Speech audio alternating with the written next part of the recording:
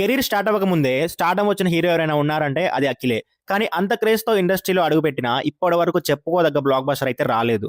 ప్రతి సినిమాలో ఏదో ఒక విషయం బ్యాక్ ఫైర్ అవుతూనే వచ్చింది. దాదాపు 3 ఇయర్స్ తర్వాత చాలా ఎక్స్‌పెక్టేషన్స్‌తో వచ్చిన 'లెనిన్' అక్కినేని ఫ్యాన్స్ ఆకలి తీర్చిందా లేదా అనేది తెలుసుకోబోయే ముందు మీరు మన ఛానెల్‌ని ఖచ్చితంగా సబ్స్క్రైబ్ చేసుకోవాలి. ఎందుకంటే అందరికంటే ముందు రివ్యూస్ ఇచ్చేది మనమే కాబట్టి. అలాగే ఈ వీడియోకి ఒక 3000 లైక్స్ అండ్ 100 కామెంట్స్ టార్గెట్‌గా ఇస్తున్నా. ఖచ్చితంగా సపోర్ట్ చేయండి. Coming to the story line, ఇది బేసిక్‌గా హీరో, హీరోయిన్ మధ్య నడిచే ఒక సింపుల్ లవ్ స్టోరీ. కానీ ఆ లవ్ స్టోరీ జరిగే ఊరికి ఒక ప్రత్యేకత ఉంటుంది. ఆ ఊర్లో జరిగే 18 రోజుల జాతరకి కూడా ఒక ఇంపార్టెన్స్ ఉంటుంది. మహాభారతం రెఫరెన్స్‌గా తీసుకొని ఆ ఊర్లో ఉన్న క్యారెక్టర్స్ డిజైన్ చేశారు. వాళ్ళ మోటివ్స్ ఏంటి? ఆ కాన్‌ఫ్లిక్ట్స్ మధ్యలో లెనిన్ లవ్ స్టోరీ ఎలా ఎఫెక్ట్ అయ్యింది?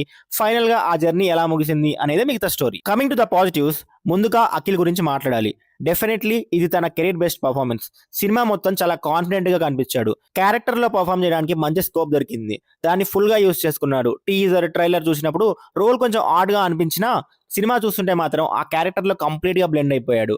పర్ఫార్మెన్స్ కి సపోర్టింగ్ క్యాస్ట్ నుంచి కూడా మంచి సపోర్ట్ దొరికింది. భాగ్యశ్రీ బోర్సే తన రోల్ లో చాలా బాగుంది. హీరోయిన్ రీప్లేస్ చేయడం చాలా మంచి డెసిషన్ అనిపించింది.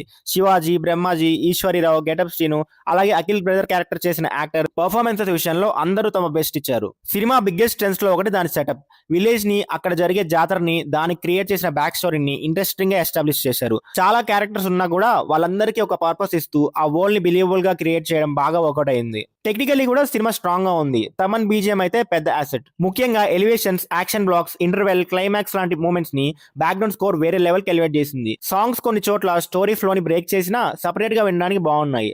సినిమాటోగ్రఫీ, ప్రొడక్షన్ వాల్యూస్, ఎడిటింగ్ కూడా మంచి క్వాలిటీ మెయింటైన్ చేస్తాయి. రన్ టైం కూడా క్రిస్ప్ గా ఉంచి అన్నెసరీ ఫిల్లర్స్ ని అవాయిడ్ చేశారు. ఇంకో మంచి విషయం ఏంటంటే మేకర్స్ కమర్షియల్ ఎలివేషన్స్ కోసం స్టోరీని పక్కన పెట్టలేదు. ఇంటర్వెల్ బ్యాంక్, క్లైమాక్స్ లాంటి మూమెంట్స్ లో కూడా స్టోరీ ఫ్లో లోనే నేచురల్ గా వచ్చాయి. Coming to the negatives, cinema biggest problem second half writing.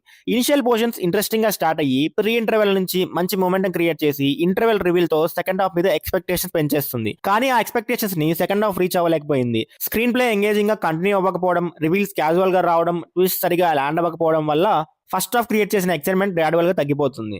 Main problem ఏంటంటే cinema core hero, heroine love story అయినా దాని చుట్టూ too many characters, conflicts, back story, Mahabharatam references add చేయడం వల్ల మెయిన్ ఎమోషనల్ థ్రెడ్ డైల్యూట్ అయిపోయింది. దానివల్ల ఎమోషనల్ మూమెంట్స్, క్యారెక్టర్ డెసిషన్స్ అనుకున్న impact ఇవ్వలేకపోయాయి. ముఖ్యంగా హీరో తీసుకునే మేజర్ ఎమోషనల్ డెసిషన్ ఇంటెన్షన్ అర్థమైనా ఆ క్యారెక్టర్ నుంచి ఆ డెసిషన్ కన్విన్సింగ్ గా అనిపించలేదు. Village back story, Mahabharatam references, multiple character motivations ideas గా బాగున్నాయి. కానీ స్క్రీన్ మీద మాత్రం ఇవన్నీ ఆర్గానిక్ గా కలిసినట్టు అనిపించలేదు. ఒక సింపుల్ స్టోరీని డిఫరెంట్ గా చూపించడానికి రివర్స్ ఇంజనీరింగ్ చేసినట్టు ఫీలింగ్ వచ్చింది. అలాగే మహాభారతం రెఫరెన్సెస్ ని సినిమా మొత్తం రిపీట్ చేస్తూ ఉండడం కొంచెం రిపీటేటివ్ గా అనిపిస్తుంది. కొన్ని క్యారెక్టర్స్ అండ్ అవి తీసుకునే డెసిషన్స్ కూడా కన్విన్సింగ్ గా లేవు. ముఖ్యంగా విలన్ క్యారెక్టరైజేషన్ స్ట్రాంగ్ గా ఎస్టాబ్లిష్ అవ్వలేదు. తన మోటివ్స్ చాలా జనరిక్ గా ఉంటాయి. దానివల్లే క్లైమాక్స్ లో రావాల్సిన ఇంపాక్ట్ రాలేదు. ఓవరాల్ గా చెప్పాలంటే Lenin is an okayish film. Setup పరంగా బాగున్న ఎగ్జిక్యూషన్ మాత్రం అనుకున్న రేంజ్ లో వర్కౌట్ అవ్వలేదు. ఇంకో చిన్న పాయింట్ ఏంటంటే cinema main surprise already social మీడియాలో బాగా సర్క్యులేట్ అవ్వడం వల్ల పర్సనల్లీ నా వ్యూయింగ్ ఎక్స్పీరియన్స్ కొంచెం ఇంపాక్ట్ అయింది. ఆ రివీల్ ని థియేటర్స్ లో ఫ్రెష్ గా చూసుంటే ఇంకాస్త బాగుండేదేమో అనిపించింది. మళ్ళీ నెక్స్ట్ వీడియోలో కలుద్దాం. Until then signing off, team movies for you.